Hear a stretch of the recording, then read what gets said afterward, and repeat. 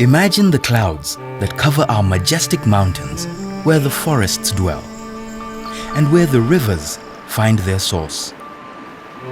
Imagine the food we eat, the water we drink, the animals and the insects, the people and the birds, all of whom rely on nature for their survival.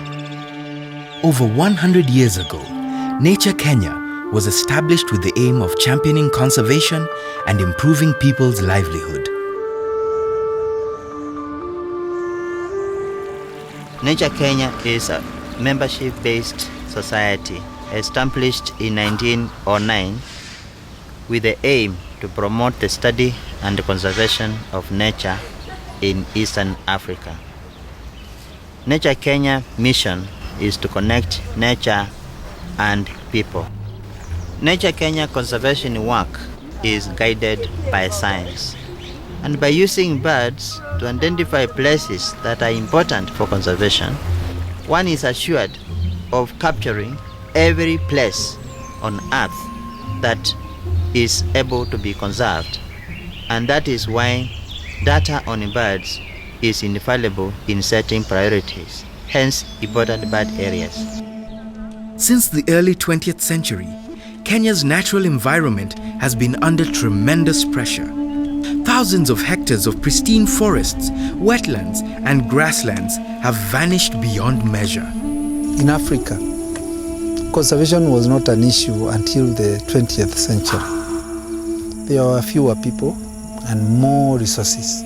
People say trees will always grow, but then those trees are not growing at the same rate as the rate we are cutting them down. So now with our ever-growing population, we have to educate the people the need to do things differently.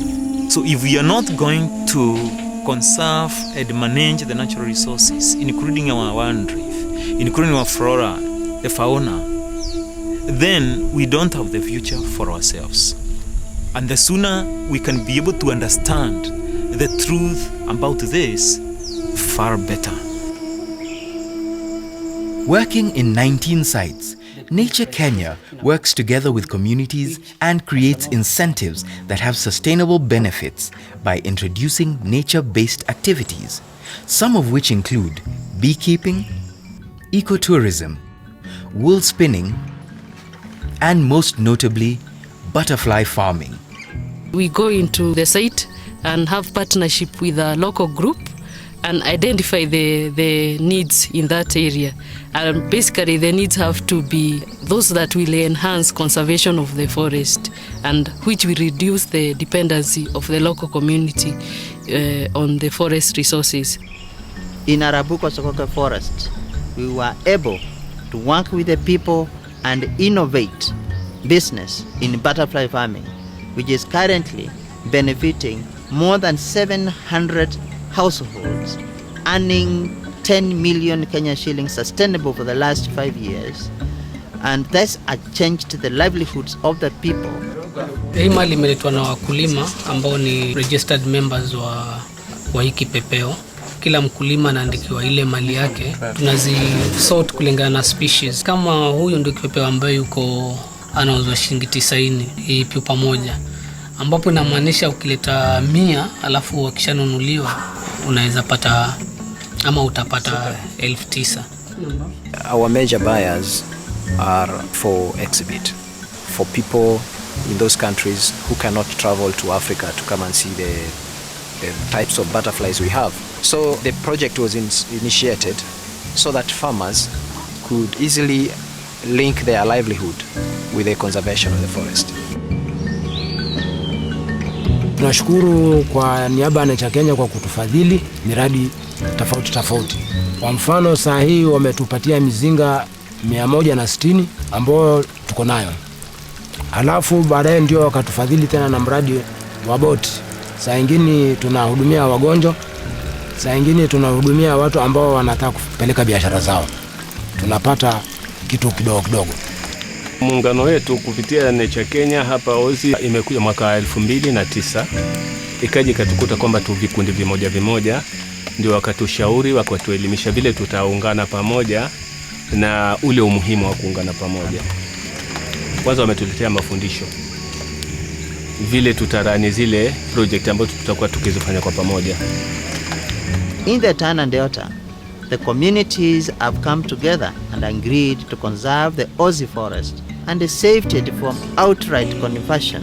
Nature Kenya also works to connect local people to government as the decision makers and to hold the government accountable for sustaining nature and for them to champion partnerships with the government and joint planning in ways that ensure that government plans also benefit people, benefit nature as a foundation for development in this country. Nature Kenya wametusaidia katika kutuelimisha, wanatuongeza vile tunaweza kuifanya iwe na quality ya juu ndio ipate market. Tena wametusaidia na machines zenye hatukuwa tunapata hapa Kenya. Wool spinning is connected to conservation in that we buy wool from the farmers who have flocks of sheep. They have left aside some pastures for the flocks of sheep, because once the land is opened for crop cultivation, within 3-4 years the land is very much degraded and it cannot be able to sustain crop production. These also have put into endangerment some special species of birds and other fauna. Grasslands are more sustainable than crop cultivation in terms also of in future generations. There are 5 resource centers distributed in various places. Every year, Nature Kenya is reaching out to over 60,000 Kenyans, majority being school-going children who are educated at the resource centers. In March 2013, a team of local bird guides in Dakacha Woodland, led by naturalist Fla Ngweno, discovered the nesting site of one of the world's most endangered birds, the Clark's weaver. Dakacha Woodland is the only breeding site in the world for the Clark's weaver, which is a unique occurrence. The good thing about this is that it was actually discovered by the community members themselves. The bird guides here, who are not necessarily seriously learned, that passion drove them into even discovering the nest that has actually eluded serious researchers with money, with time, over years. Sasa with the binoculars tukaangalia vizuri, tukaona they were cutting grasses from the other side and going to the other side, and it is when we discovered that they were nesting. Kwa hivyo tukaona kwamba kuna muhimu zaidi ya kwamba hii Clark's weaver nest imechangia mambo mengi sana ya uhifadhi katika eneo la Dakacha kwa ujumla. This should show people out there that community involvement is the best thing to do. They have all the time, the dedication to do this if they're only given the opportunity and the training that they deserve. Capacity building for us has been key. Many times we want food on the table, we want water in our taps, and we want electricity in our houses. One key problem that nature or general environment faces in Kenya is lack of support from key beneficiaries. They fail to connect with where these resources come from. Huu msitu ni maisha yetu na ni maisha ambayo tunategemea kutoka zamani. Huu msitu pia watu wanasaidika, saa nyingine wanapata matunda kutoka msituni. Huu msitu ndio tegemeo letu la kujenga majumba. Huu msitu fees zinapatikana hapo kusaidia watoto shule. Huko matown wanatumia vitu ambavyo vinatoka katika eneo hili. Kama ni kuni, ni mbao, tusaidiane ili kwamba mvua tupate, maji tupate, chakula tupate. Maana tusipo ulinda au tusipo uchunga huu msitu, pia hao pia wataathirika. Mimi maisha yangu hata nayo imebadilika. Hata wale wako katika maisha duni wanaweza ungana na sisi na waweze kupata faida katika maisha yao. What motivates me right now to continue with conservation is to see the impact. Right now, my church has started a tree nursery and also have installed a lot of dustbins in the church compound, which everybody, when they see that, they remember something about conservation. And I can prove to people that even ladies or young people, young women can be involved in conservation. A partnership with Nature Kenya will deliver simple things. Plant a tree. 1 + 1 up to 1,000,000 will make a forest.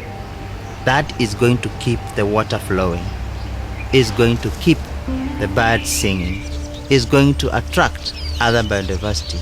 You can provide a beehive to a local community member. You can improve the ability of people to produce the raw materials you need in your industry. Being over 100 years old means that Nature Kenya will be able to do the same another 100 years. The biggest beneficiary in a partnership with Nature Kenya is basically everybody for sustainability and sustaining life on Earth, where everyone is a beneficiary. Join Nature Kenya today, and your support can help communities use their resources sustainably while coexisting with nature. My name's John Mugai Gado. My name is Harriet Keshuru. Rhoda Owako. My name is Arafa Salim. Samuel Bakari. Nature matters to all of us. Visit our website for more information. Nature Kenya, connecting nature and people.